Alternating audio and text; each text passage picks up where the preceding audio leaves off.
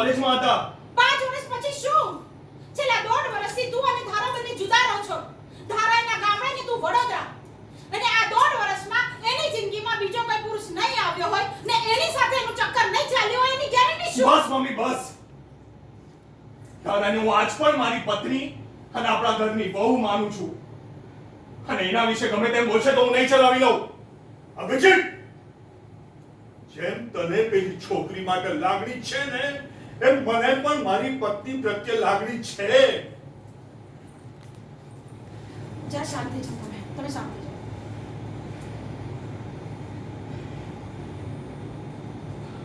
અભિજીત, બેટા, મા-બાપ છીએ અમે તારા. તારું ભલું ઈચ્છીએ છીએ.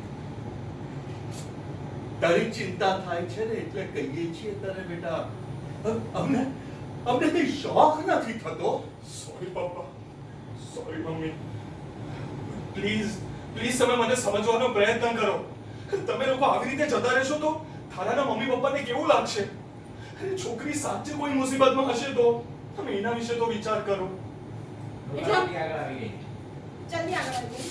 તમે લોકો આવી રીતે જતા રહેશો તો નારાના મમ્મી પપ્પાને કેવું લાગશે? અરે છોકરી સાચે મુસીબતમાં હશે તો તમે એનો તો વિચાર કરો.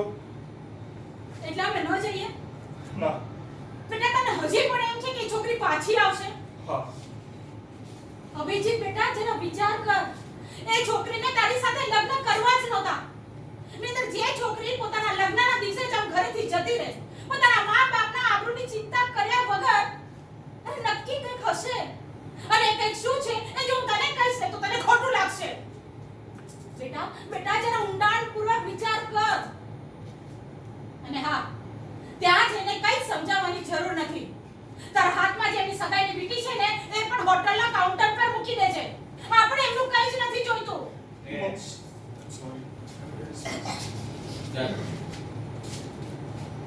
સોરી. અને હા, તારા હાથમાં જે એમના સગાઈની વીંટી છે ને એ પણ હોટલના કાઉન્ટર પર પાછી મૂકી દેજે. આપણે એમનું કંઈ જ નથી જોઈતું. મમ્મી તમે જેવું માનો છો એવું ના પણ હોઈ શકે.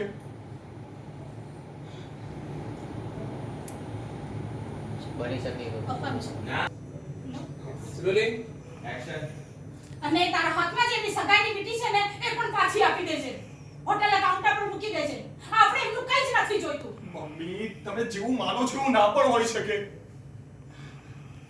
એ સાચે કોઈ મુસીબતમાં હશે. એની સાથે હવે આપણે કોઈ નિસ્બત નથી.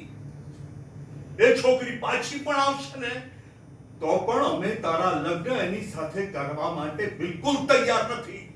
નહીં પપ્પા, આ મારી જિંદગી છે અને મારી જિંદગીનો નિર્ણય હું જ લઈશ. ઠીક છે, મા બાપ કરતા આજે છોકરી તારા માટે વધારે મહત્વની થઈ ગઈ છે ને તો તું પણ સાંભળી લે. અમારી જિંદગીના નિર્ણયો પણ અમે લઈશું. અમે અહીંથી જઈ રહ્યા છીએ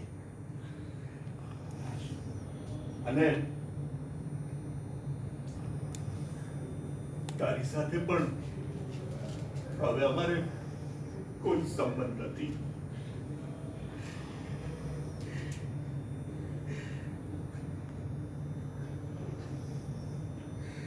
તું બધું ચેક કરી લે. કઈ રહી તો નથી જતું ને?